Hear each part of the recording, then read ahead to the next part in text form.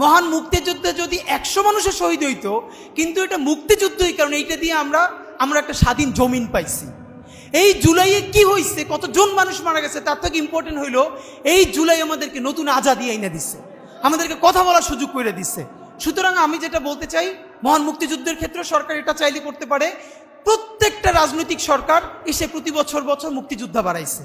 হাসিনা আইসা 5 বছর যার বয়স মুক্তিযুদ্ধের সময়, তারাও বানাইছে। যে ইংল্যান্ডে ছিল, আমেরিকায় ছিল, আর দিল্লিতে হোটেলে ঘুরছে, তারপরে দেশে ঢুকছে, তারাও সবাই এসে মুক্তিযোদ্ধা হয়েছে। সেইটা যদি হয় তাহলে 7.5 কোটি মানুষ যারা বাংলাদেশে বসে কষ্ট করছে, তারা তো সবাই মুক্তিযোদ্ধা।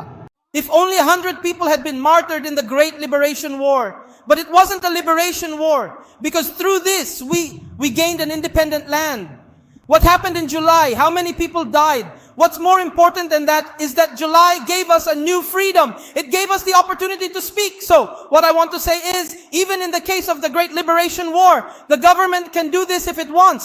Every political government has come and made new freedom fighters every year.